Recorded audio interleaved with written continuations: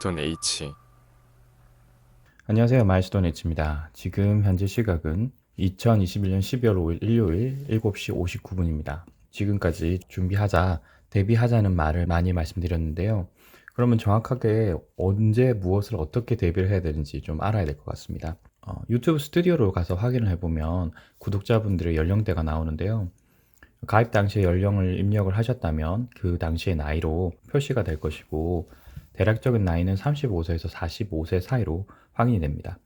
저랑 비슷한 나이대에 계신 것 같아서 오히려 다행이라는 생각이 들고요.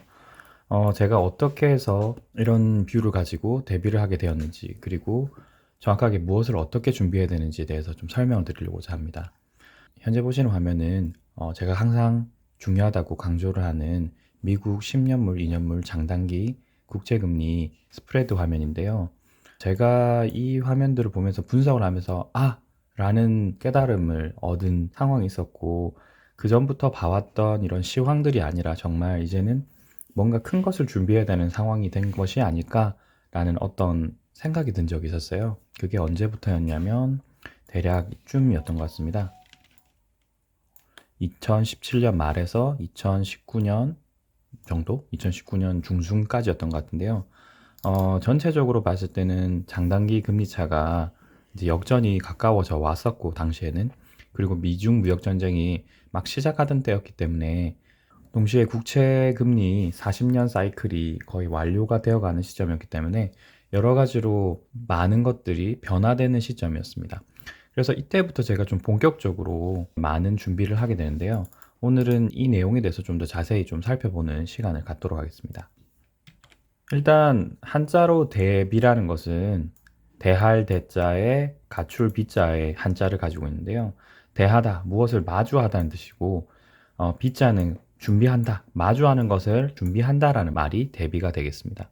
그러면 이제 여기서 생각해 볼 수 있는 것이 네 가지 정도 될 거예요. 이렇게 오른쪽에 보면 무엇을 어떻게 얼마나 언제까지 대비할 것이냐, 무엇을부터 진행을 해야 될 것 같은데요. 제가 지금 현재 보고 있는 것은 국채 금리가 40년 장기 사이클을 마무리하고 금리가 상승한다라는 거예요. 즉 이제 1980년대부터 2020년까지 국채 금리가 고점에서 이제 저점으로 내려가는 사이클이 약 40년 정도 걸렸거든요. 이제 그러면 2022년에서 앞으로 약 40년 가량 국채 금리가 높게 상승하는 사이클이 다시 돌아올 것 같다. 국채 금리가 상승하는 사이클이 도래한다라는 것이 중요한 것이었어요.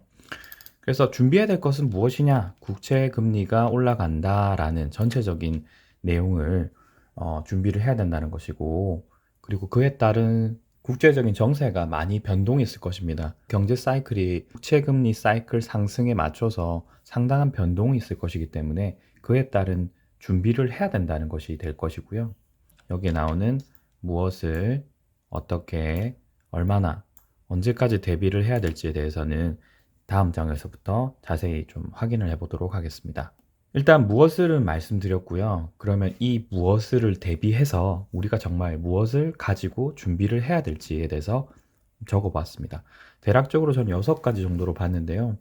일단 가장 중요한 것은 저희는 한국에 살고 있기 때문에 한국에서 먹고 살기 위한 현금이 가장 중요합니다. 국채 금리가 상승한다는 말은 전반적인 금리가 상승한다는 것이기 때문에 앞으로는 현금이 굉장히 귀해지는 시대가 올 거예요. 그렇기 때문에 혹시나 만약에 부채를 많이 가지고 계시다고 하면 추가적인 상승 곡선을 그리기 이전에 최대한 부채 규모를 축소시켜 놓는 것이 좋을 것이고요. 동시에 현금의 가치가 커지기 때문에 은행으로 돈을 넣어 두시면 향후에 큰 도움을 받으실 수 있을 것입니다. 앞으로는 현금이 굉장히 귀해질 거예요. 은행으로 가셔도 대출받기가 힘들 것이고, 은행에다가 돈을 넣어두면 앞으로는 5%, 10%, 12% 충분히 큰 금액대의 예금 금리를 보실 수 있을 것입니다. 그래서 첫 번째는 현금이 될 것이고요. 두 번째는 달러가 되겠습니다. 달러는 제가 몇 번 말씀드렸지만 달러 인덱스도 강해질 수 있지만 전반적으로 한국의 현재 정세가 앞으로도 몇 년 동안 좋지 않을 수 있기 때문에 달러가 굉장히 한화에 비해서 강해질 수 있다라는 말씀을 드렸어요. 그렇기 때문에 달러를 가지고 있다면 충분히 달러 예금으로도 이자를 받으실 수 있겠지만 사실 달러 예금의 이자율은 그렇게 크지 않습니다. 향후에 국제 정세에 따라서 한국에서 달러에 대한 예금 금리를 훨씬 더 높게 쳐줄 수 있겠지만 그에 비해서는 달러가 가지고 있는 환차익이죠. 환차익. 이렇게 차익이 남길 수 있기 때문에 달러를 중요하게 저는 생각을 하고 있습니다. 세 번째는 현물 자산인데요. 현물 자산이라고 하면 부동산, 주식을 생각하실 수 있겠는데 제가 말씀드린 현물 자산이라고 하는 것은 금과 은을 포함한 귀금속류입니다.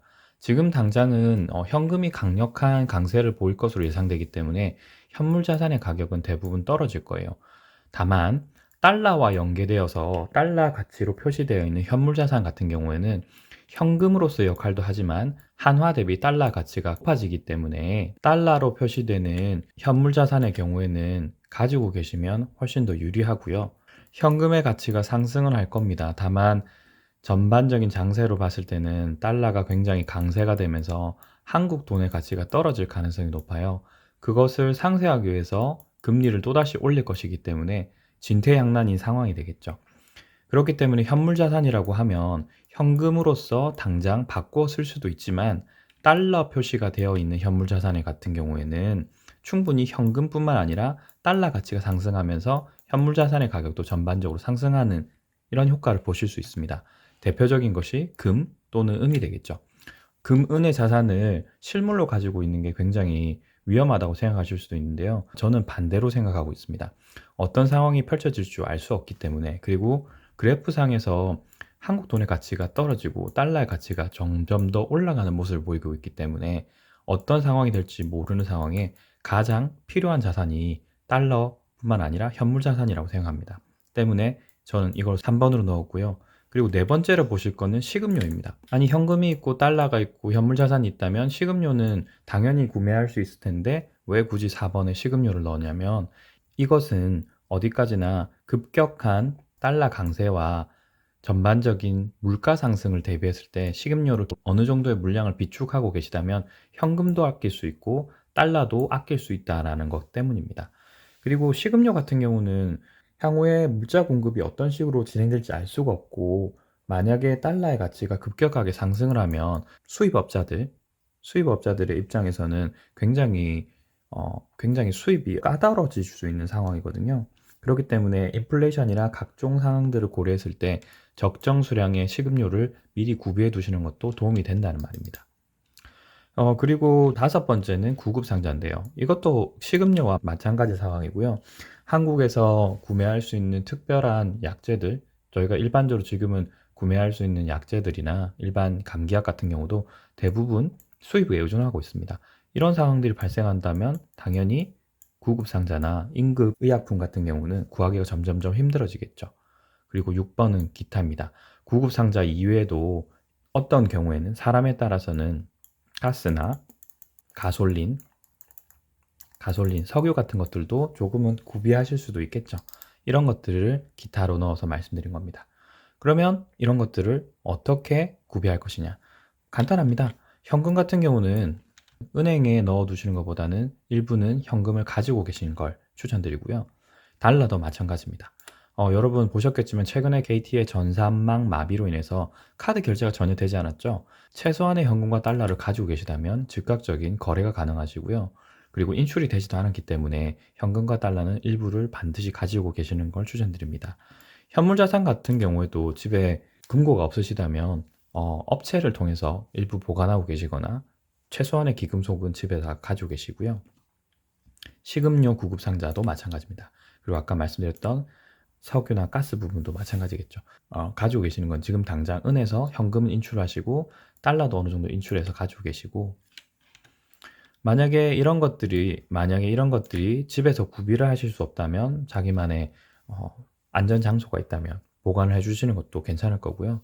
은행 같은 경우는 전산망이 되지 않을 수 있기 때문에 자기가 가져갈 수 있는 비밀 장소라든지 자기만 접속할 수 있는 비밀 창고 같은 것에 보관해 두는 것이 아무래도 안전하겠습니다.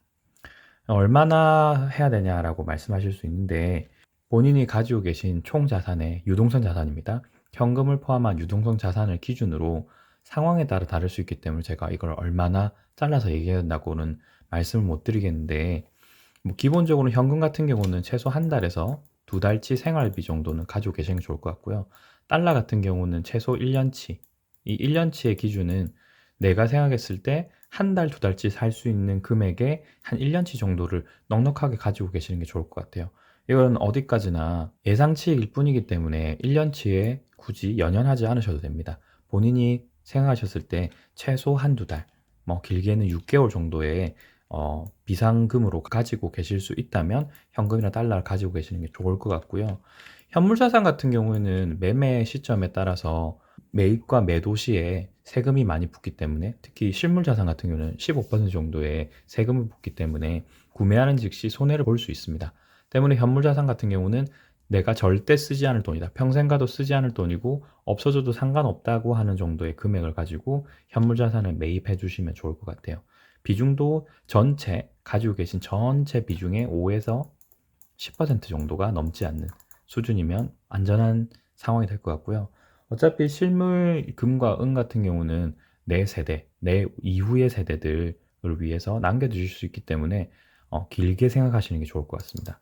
뭐 식음료 같은 경우도 마찬가지겠죠. 한두 달.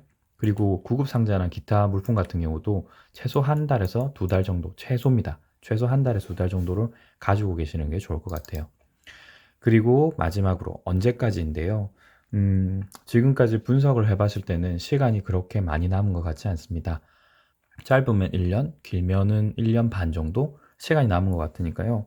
그 사이에도 충분히 현금 가치, 달러 가치, 현금 자산, 이 모든 것들의 가치가 오르락 내리락거리면서 충분히 더 올라갈 수도 있고 나에게 충분한 시간을 주지 않을 수도 있습니다. 때문에 저는 여기 있는 6가지 모든 항목에 대한 최선의 방법은 분할이라고 생각해요. 분할.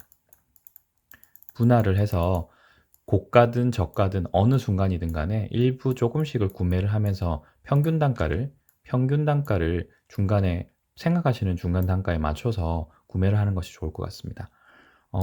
오늘은 간단하게 어떤 내용을 어떻게 대비를 해야 될지에 대한 내용을 한번 살펴봤는데요. 상황에 따라서 지역에 따라 다를 수 있습니다. 저는 한국에 계신 분들을 기준으로 했는데요. 시청자분들께서 대략 50% 정도는 한국에 계시고 나머지는 한국이 아니신 것 같아요. 여기 정확한 지역에 대해서는 알 수 없지만 크게 다르진 않을 것이고, 만약에 미국에 계시다고 하면 달러보다는 현물 자산 비중을 좀 더 높이시는 게 좀 좋지 않을까라고 생각은 합니다.